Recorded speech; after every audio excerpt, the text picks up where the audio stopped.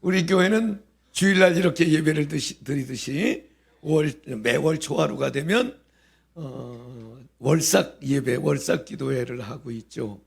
성경에 이 예배를 하라고 그랬을까요? 하라고 그랬을까요?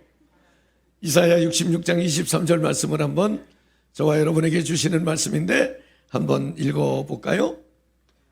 한번 다 같이 봉독하겠습니다. 시작.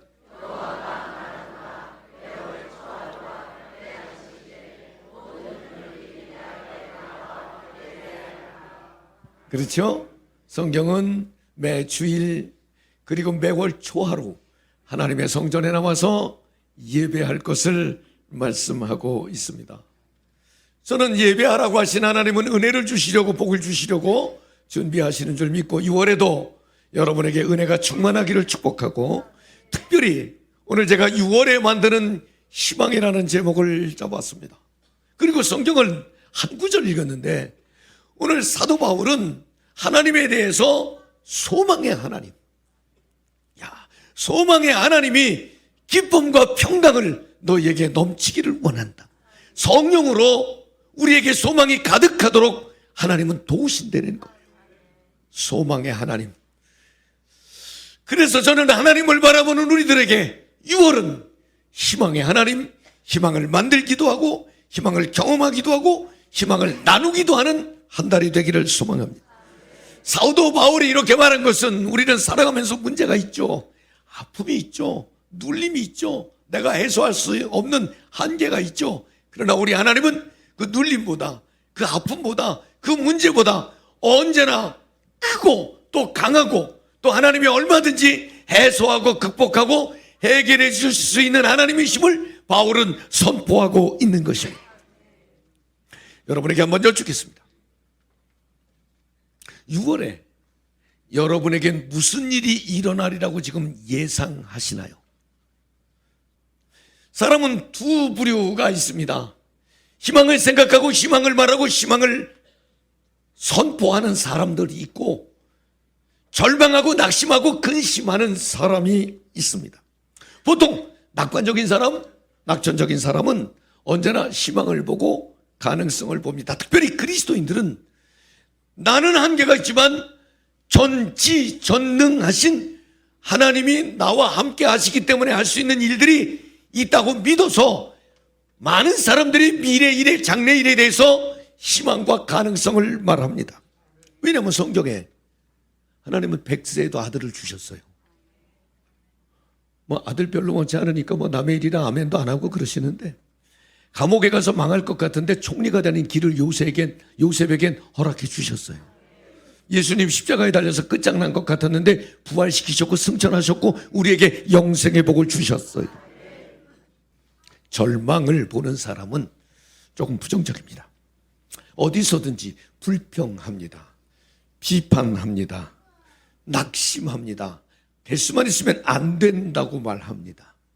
자, 성경에 애굽에서 오랫동안 종살이 하던 사람들이 애굽에서 나왔죠. 모세가 데리고 나왔죠.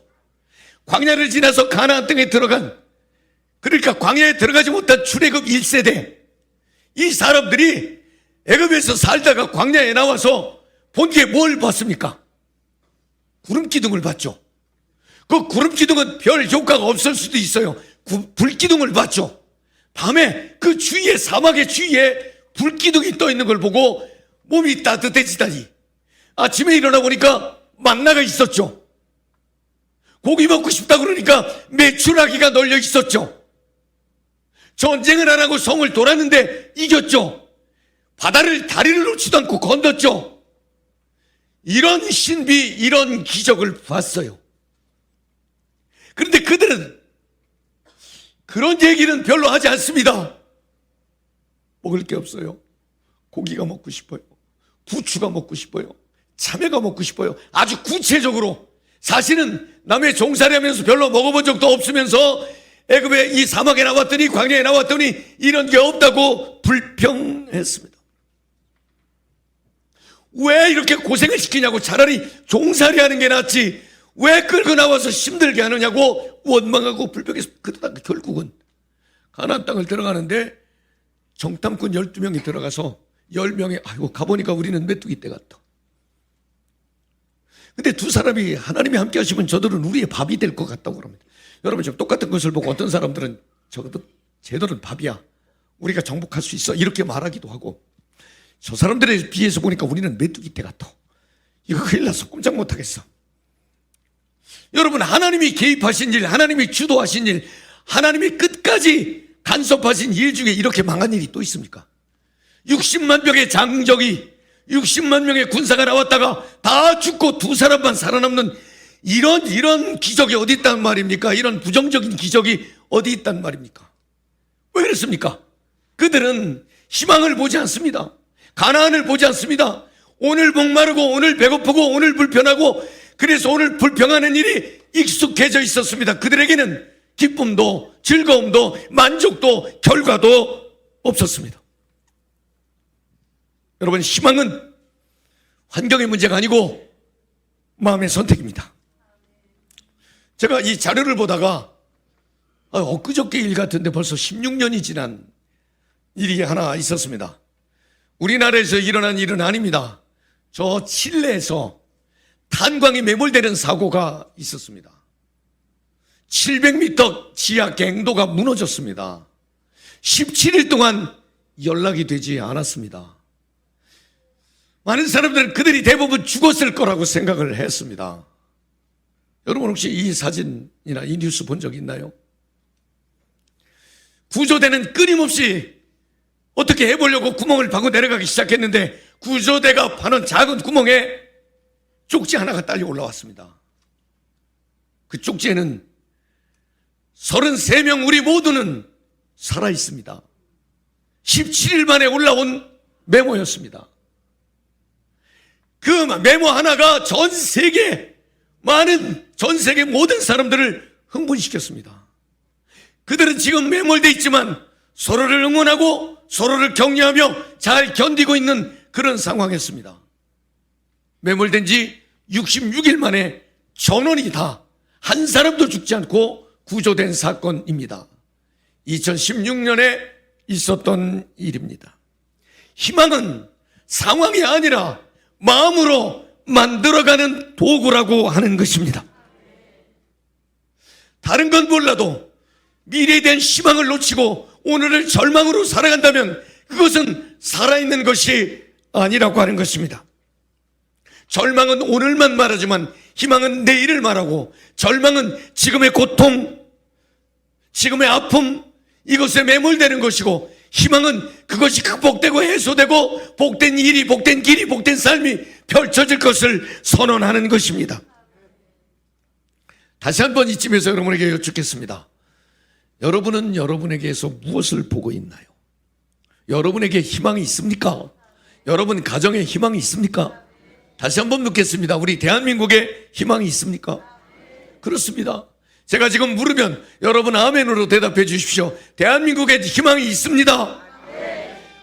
교회에 희망이 있습니다. 여러분 가정과 여러분 자녀에게도 희망이 있습니다. 우리는 힘들다, 어렵다, 이런 얘기를 익숙하게 하고, 물론 세상이 쉽지 않습니다. 그러나 여러분, 우리 교회가 개척되고 나서 1996년, 97년 그 무렵에 이 강단 연수막에 21세기를 향한 4대 비전 쫙, 아직도 우리 교회 홈페이지에 그 비전이 다 기록이 되어 있습니다. 21세기에는 과연 어떤 일이 일어날 것인가? 한 세기가 끝날 무렵에 그 당시의 석학들, 사회학자, 역사학자, 인류학자, 미래학자들이 21세기가 되면 나타날 일들, 변화될 일들, 논문을 많이 썼습니다. 여러 차례 여러분들과 함께 나눴습니다만 21세기가 되면 일일 생활권, 지구촌 시대, 이제는 전 세계를 당일로 다니면서 일을 할 수 있는 그런 스피디한 시대가 올 거라고 그랬습니다. 인터넷만 할 줄 알면 모든 지식과 정보를 다 지금, 요즘에 더군다나 AI, 인공지능, 챗GPT, 제미나이 안 가르쳐주는 게 없어. 여러분, 오늘 예배드리다가 설교 시간에 설교가 안 들어와서 졸려 죽겠는데 어떻게 하면 좋겠냐고 한번 물어보세요. 챗GPT에 자세히 가르쳐 줄 거예요. 내가 믿기는 정신 차려! 이렇게. 지금은요, 정말 전화기 한 대만 있으면 모든 지식과 정보를 공유하는 그런 시대에 우리가 살아가고 있어요. 제가 흥분했던 건 태평양 시대입니다. 미국이 전 세계를 지배하던 지난 300년, 21세기가 되면 반드시 미국이 아닌 태평양의 어느 나라가 세계사의 중심에 선다고 하는 학자들의 예견을 나는 믿었어요. 왜냐하면 대한민국이 구라파 사람들이 이루어야 할 경제성장을 30년 만에, 300년 걸린 경제성장 한국 사람들은 30년 만에 이루었어요. 우리 흰머리 소녀들 25일 날 되면 다 돈 주지. 옛날에 우리 어른들은 자녀들이 월급 타면 담배값 줘야 그거 가지고 그 중에서 띄어서 헌금도 하고 회비도 내고 그랬어요. 근데 요즘은 세상에 지금처럼 이렇게 돈 많은 노인들이 있는 시대가 역사적으로 없었대. 지금 좋아져도 무지무지하게 좋아진 시대를 살아가고 있어요. 그죠? 한국 사람들이 얼마나 부자인지 전 세계 어디를 가봐도요, 한국 사람처럼 여행도 많이 하고 잘 먹고 그러는 나라가 없어. 왜냐하면 똑똑하지. 머리 좋잖아. 한국 사람들은요, 머리도 비상합니다. 손재주 좋지. 경제성장에서 돈 있지. 21세기는 한국 사람들은 인류 역사상 100년 만에 자기 인구의 4분의 1, 5천만 인구 중에 4분의 1, 1200만 명을 예수 믿는 기독교 나라로 만든 나라는 대한민국밖에 없대요. 이런 장점이 있는 이 나라, 경제성장에서 재정력 능력도 있고 교회 성장에서 영적 능력도 있는 나라가 세계사의 중심에 서는 건 당연하죠. 왜? 하나님은 온 인류를 구원시키는 것이 하나님의 계획이니까. 저는요, 지금도 믿어요. 여러분은 어떨지 몰라도 전 지금도 하나님의 교회는 지금도 부흥된다. 하나님의 구원 사역을 위해서 하나님의 교회를 지금도 도구로 쓴다. 나는 지금도요, 이 멋진 예배당을 주신 하나님이 이 예배당 차고 넘치고 1부, 2부, 3부 예배를 통해서 구원받을 영혼들이 이곳에서 생명을 얻고 소망을 얻고 기쁨을 얻는 그런 때가 올 것을 저는 분명히 믿습니다. 아멘이시죠? 여러분에게도 미래에 대한 희망을 보는 눈들이 열리기를 바랍니다. 세상의 것, 세상의 부자 중에 중동 산유국 왕들이잖아요. 사우디아라비아의 왕, 세계 최고 부자 중에 하나잖아요. 2024년 1월 23일 사우디아라비아의 왕이 돌아가셨습니다. 재산이 전 세계에서 손꼽힐 정도로 많은, 더군다나 왕이니까 입법, 사법, 행정 모든 권력을 다 쥐고 있어요. 돈도 있고 없는 게 없어. 근데 그가 언제 죽었다고요? 2024년 1월 23일. 뭘로 죽었게요? 폐렴으로 죽었습니다. 소용없습니다. 사람은 여기서 영원하지 않습니다. 돈으로, 의술로 불가능합니다. 더군다나 그 왕은 이슬람교의 수니파 신도입니다. 이슬람교의 수니파는 호화로운 장례를 아주 악으로 규정을 합니다. 그래서 누구도 죽으면 장례식을 거창하게 하지 않습니다. 바로 당일, 바로 매장을 합니다. 왕이었지만 그는 관도 없었습니다. 수의도 입히지 않았습니다. 전에 가려서 그냥 당일날 조문객도 없었습니다. 묘비도 없습니다. 인생은 그렇게 지나가는 것입니다. 세상의 돈, 권력, 명예, 부 다 굉장한 것 같지만 그것은 그냥 스쳐 지나가는 것입니다. 그래서 오늘 사도 바울은 소망을 하나님께 두라. 삶뿐만 아니라 삶 이후, 죽음 이후의 영원한 삶을 예비하신 하나님께 소망을 두라고 하는 것입니다. 사랑하는 성도 여러분, 성경엔 하나님께 소망을 두고 숱한 아름다운 열매와 간증을 남긴 사람들의 얘기로 가득 차 있었습니다. 노아, 죄악의 시대에 하나님의 구원을 보았습니다. 희망을 본 것입니다. 여러분도 볼 수 있기를 바랍니다. 아브라함, 하나님의 섭리를 말하지 않을 때 하나님의 말씀대로 사는 것이 복이라는 것을 알고 믿음의 조상이 됐습니다. 그를 따르던 이삭, 땅을 파기만 하면 물이 나오는 복을 받았습니다. 모세는 가나안의 꿈을 꾸고 백성들을 데리고 가나안을 향해 달렸습니다. 희망이 중요한 것은 희망의 사람이 하나님의 의미 있고 가치 있고 보람된 일에 언제나 쓰임받기 때문에 그렇다는 것입니다. 다시 성경으로 돌아가 보겠습니다. 여러분, 노아는 하나님의 구원을 받다고 했습니다. 그런데 하나님은 그에게 배를 만들려고 그럽니다. 배를 본 적 있습니까? 타본 적 있습니까? 만들 재료가 있습니까? 기술이 있습니까? 도면이 있습니까? 단 한 번도 듣도 보도 못한 배를 하나님은 그것도 아라랏산의 꼭대기에다가 배를 만들라고 말합니다. 쉽지 않은 얘기입니다. 아브라함은 나이가 75살 됐는데 어디 정해주지도 않고 그냥 가라고 말씀하십니다. 여호수아는 전쟁을 하는데 하나님 태양을 멈추게 해달라고 기도를 합니다. 더 심한 얘기 할까요? 엘리야는 재물을 쌓아놓고 재물을 올려놓고 불을 내려달라고 합니다. 비를 내려달라는 얘기는 좀 하잖아요. 어느 종교이든지 다 있잖아요. 불을 내려달라고 그럽니다. 지금 이들 따져보면 심리치료를 좀 받아야 될 사람들, 정신과 치료를 받아야 될 사람들, 무모한 얘기를 하고 있습니다. 그렇지만 말입니다, 하나님께 희망을 두고 그 일이 의미 있고 가치 있고 보람된 일이라면, 하나님이 개입하신 일이라면, 왜냐하면 제단에 불이 떨어져서 그 고기 구워서 자기가 먹으려고 하는 일이 아니고 미신과 우상을 따르는 사람들에게 하나님이 참 신이심을 드러내는 복된 일이었기 때문에 하나님은 그곳에 하늘의 불을 내려주셨습니다. 나는 여러분에게 희망을 보는 눈이 있기를 바랍니다. 하나님이 나를 복 주실 거야. 6월 달에 생각지도 못했던 복된 사람을 만날 거야. 다음 달 일인데 도대체 어떻게 한단 말입니까? 여러분 기억하시나요? 아람 나라가 북이스라엘을 침공했을 때에 그때 수도는 사마리아 성이었습니다. 그런데 성을 침공해서 성을 포위하니까 보급로가 차단이 됐습니다. 보급로가 차단이 됐다는 말은 호르무즈 해협을 막으니까 기름이 나오지 못해서 전 세계 기름값이 올라갔죠.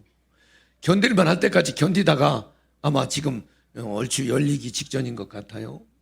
근데 나중에 또 미국에서 막으니까 이란으로 들어가던 곡물들이 못 들어가기 시작해서 이란이 또 어려워지기 시작했습니다.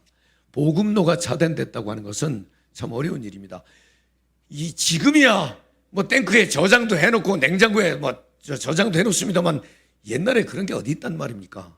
결국은 보급로가 차단돼서 먹을 게 떨어지니까 성경에는 합분태라고 그러죠. 비둘기 똥을 먹었다고 그랬습니다. 나귀 머리를 먹었다고 그랬습니다. 나귀 머리는 이스라엘 백성들에게 레위기 11장에 보면 부정한 것 먹지 말아야 되는 짐승 중에 하나입니다. 그런데 배가 고픈데 뭐 부정하고 안 부정하고 어디 있습니까? 먹죠. 나중에는 어떻게 합니까? 자식을 잡아먹습니다. 그런 심각한 상황에 그때 선지자를 통해서 내일 이맘때면 하나님이 이 민족을 회복시켜 주시고 정상적으로 상거래가 이루어지고 곡식을 먹을 것입니다. 그때 왕의 신하 한 사람이 하나님 살아계시다고 칩시다. 100번 양보해서 당신네 하나님이 살아계시다고 칩시다. 지금 이 상황에 하늘에서 창문을 뚫고 내려준다고 그게 되겠습니까? 그거 좀 말이 되는 소리를 좀 하십시오. 비아냥거렸습니다. 그때 선지자는 내일 이맘때 당신은 이 모습을 사람들이 먹는 걸 틀림없이 볼 것입니다. 그런데 당신은 못 먹습니다. 어떻게 됐죠? 죽었어요. 남들 다 먹고 사는데 혼자 죽어. 왜? 부정적인 생각과 부정적인 말 때문에 입술의 열매로 그렇게 죽었습니다. 왜냐하면 그날 밤에 무슨 일이 있었습니까? 이스라엘의 나병 환자들 넷이서 야 여기서 이렇게 정상적인 사람도 못 먹고 죽는데 우리 저 군대 가면 그 먹을 거 있는데 거기 가서 우리 죽더라도 얻어먹고 죽자. 여기서 죽으나 저기서 죽으나 차라리 먹고 죽은 귀신은 머리도 좋다는데 가서 먹고 죽자. 그리고 아람 진영에 갔더니 하나님께서 그 밤에 아람 진영의 군사들에게 환청이 들리게 해서 숱한 절병거와 말발굽 소리를 들리게 해서 그들이 혼비백산에서 도망갔다고 성경은 말하고 있고, 도망갈 때 모든 곡식, 모든 무기 다 버려두고 도망갔다고 그랬습니다. 그 일이 일어날 건 아무도 예측 못했습니다. 여러분, 내가 보지 않았다고 부정적으로 생각하고 부정적으로 말하지 마십시오. 언제나 저에게나 여러분에게는 희망을 말하고 가능성을 말하는 눈들이 있기를 소망합니다. 아멘이시죠? 이런 일들이 과거에만 있었던 일이 아니고 오늘도 여러분 6월에 우리 큰 간증을 온 교회가 같이 만들어가면 어떻겠습니까? 희망의 사람 한 사람이 공동체를 살리고 나라와 민족을 살리기도 합니다. 절망의 사람 한 사람이 모두를 버겁고 힘들게 하기도 합니다. 어느 편에 서기를 원하십니까? 결론입니다. 사랑하는 성도 여러분, 오늘 저는 사도 바울이 평강과 기쁨을 충만하게 하시는 너희 하나님께 소망을 두라 하는 이 말씀은 하나님과 관계를 개선하라, 하나님과 친밀하라, 하나님의 말씀을 전적으로 신뢰하라, 이 음성으로 바꾸어 들을 수 있기를 바랍니다. 예수님이 찾아간 사람들은 대부분 38년 앓거나 날 때부터 눈이 안 보였거나 사람이 도울 수 없는 사람이었습니다. 또 예수님을 찾아간 사람도 딸이 귀신 들렸거나 신하가 병들었거나 현대의학으로 고칠 수 없는 그런 사람들이었습니다. 근데 그 사람들에게 예수님은 똑같이 물으십니다. 내가 내게 무엇하여 주기를 원하니? 그러면 그 사람들은 아주 즉시 걷기를 원합니다. 보기를 원합니다. 내가 낫기를 원합니다. 그러면 예수님은 믿음대로 된다, 기도대로 된다. 여러분, 오늘 이 성전에 올라올 때도 여러분 그냥 왔다 간 것이 아니라 하나님이 여러분에게 은혜를 주시려고 저는 지금도 이 설교 시간에 여러분에게 묻고 계신다고 확신해요. 내가 내게 무엇하여 주면 좋겠니? 여러분, 지금 마음으로 우리가 소리내서 유창하게 말하지 않아도 하나님, 내가 너무 아파요. 너무 지쳤어요. 하나님, 너무 막혔어요. 내가 낫기를 원합니다. 일어나기를 원합니다. 하나님 앞에 여러분의 희망을 고백하면 나는 그 고백을 들으시고 응답하시는 하나님을 믿습니다. 그러니까 희망은 믿음으로 만드는 거예요. 희망은 영적인 안목으로 만들어갈 수 있음을 저는 믿습니다. 여러분 동의하시죠? 돈이 좋지만 오래가지 않을 수도 있습니다. 건강해서 괜찮은 것 같지만 어느 날 슬그머니 우리를 병들게 할 수도 있습니다. 사람이 항상 내 편인 것 같지만 이번에 선거할 때 보니까 지난번엔 1번이었다가 이번엔 2번으로 나오는 사람도 있고, 지난번에 2번이었다가 이번엔 1번으로 나오는 사람도 있고, 사람은 삶의 방식이 또 삶의 목적이 바뀔 수도 있습니다. 세상의 것은 완전하지 않습니다. 그러나 하나님께 소망을 두고 집중하면 남들이 보지 못하는 것을 봅니다.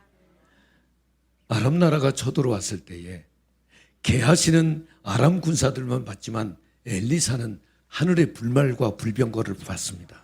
믿음의 눈으로 보이는 것입니다. 나는 이 눈이 저에게도 여러분에게도 열리면 어떻겠습니까? 예레미야 29장 11절 맞습니다. 너희를 향한 나의 생각을 내가 아나니 평안이요 재앙이 아니니라. 너희에게 미래와 희망을 주는 것이니라. 사랑하는 성도 여러분, 우리의 최고의 희망은 오늘 삼위일체 주일입니다. 나를 사랑하시는 하나님, 나를 구원하신 예수님, 지금도 나와 함께 하시는 성령님, 바로 삼위일체 하나님이 우리의 희망이십니다. 주님은 약하고 아프고 눈물 흘리고 배신당하고 무시당하고 그저 나로서 알 수 없다고 절망하는 사람들 누구에게든지 그의 손을 잡으시고 그의 몸을 만지시고 그의 길을 열어주셨듯이 저는 지금도 예수님께 소망을 두고 저와 여러분의 6월이 희망을 만들고 희망을 경험하고 희망을 선포하는 축복의 달이 되기를 주의 이름으로 축원합니다.